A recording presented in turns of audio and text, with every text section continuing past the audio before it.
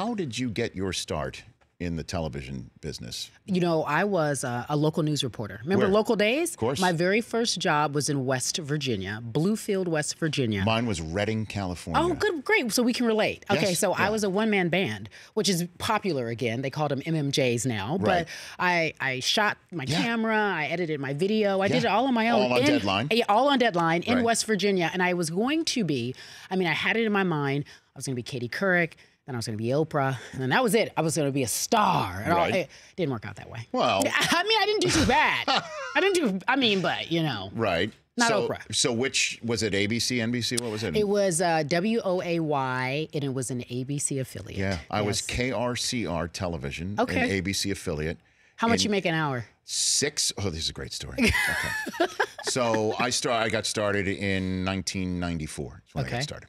And I got $6.50 an hour. Look at you. Okay. Well, hold on a second. So 3 months into my tenure at KRCR Television, Spirit of the North State, which was the I guess the logo or the slogan of the station. I get called into the office by my news director, a fellow named Cal Hunter. Okay? And he slid across the table a folded up piece of paper with a staple at the top and said, "Go on and open it." And I'm like, oh my God, I have no idea what this is going to be. So sure enough, I'm nervous because like, why is he calling me in? I open up the top so as not to disturb the staple. I open it up and it said, "Congratulations, your probation period is over." I had no idea I was on a probation period. First of all. And I now had a raise, and he filled in one blank with $6.50 to $6.70. Whoa. An hour. Whoa. 20 cents an hour raise. Whoa. Good for congratulations. Yeah.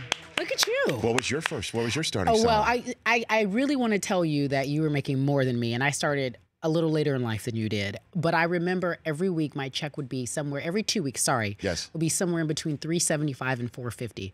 $375 and $450. And whenever I did a great job, my boss was like, "We're going to give you an extra little bonus." And he'd give me $25 extra for the day. Look at that. Yeah. He was like, "You take this here, Cari, and you don't spend it everywhere." So how did ESPN find you? I then, so I went through the local news rankings. My last job was in Atlanta, where I got fired and rehired for maybe cursing on air. I said "mother sucker" because, that's a very urban thing to say, but they thought I said the F-bomb. Okay. Yeah, and they were mad at me. So they fired you, and then you rectified I got my job back because there was no actual audio of me cursing. And then I think I was just a pain in the ass, if I'm being honest with you. You were a mother sucker. I was a mother sucker. Okay. And so they were like, "Good grief, this woman." Okay. And then so I left there, and then I ended up working at the Tennis Channel, which is a single sport network. And then from there, I had this great idea. I was like, I should go work at ESPN. Yes. And then that happened. However, here's the story, and you can relate to this. Right. I didn't know anybody there. So we had this great idea to fly out to Bristol, Connecticut, and I was just going to knock on doors. And I had a meeting with a guy who was really nice, and he said, "I really want to hang out with you." His name was Jerry Madelon. I know Jerry. You know a Jerry. Of course, G-Matt. Yeah. Hi. So G-Matt meets with me for 5 minutes. He forgets that I flew all the way from L.A. And he goes, "Oh, my God, we can't send you on your way. Let me just gather up some meetings for you." And he gathered up some folks for me to talk to. No kidding. And then 6 months later, a year later, rather, if I'm being honest, they were like, "There's this show called First Take. Do you want to host it?" And I was like, "What show?" I was like, "The show with the guys." And then I was like, "Well, what do you mean? I don't understand." Yes. And then, because it was just confusing to me, they had a host. There was Dana and there was Jay. Yes. And I was like, "Oh, okay, well, sure, I'll come and audition." I go to audition, and when you knock it out the park. Yes. I killed it, if I do say so myself. How did you know you killed it? Well, because they weren't talking, but that was the key.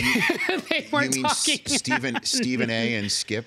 They were just. Did they do it with you? Yes, they were doing it with me, but and Skip was very honest. He was like, "There's no real way to do what we do because it's just magical and it's just on TV." Well, he's also throwing crap against the wall just in case it's anything to do with LeBron. I mean, and so then he goes, "We try to do the show." Right. Or we do a fake version of the show. Right. And they were just so pleasant and polite. They weren't arguing. And I was like, "These gentlemen, good grief, okay." That was your first take. Yeah, I was like, okay. And then I left and I was like, "Oh, I did great." And then, they hired me. And then I was like, "Welcome, kid." It was a rook. It was hard luck. Sure. Yeah. So I went the other way. Okay. I went from ESPN to a one sport network. Which is great.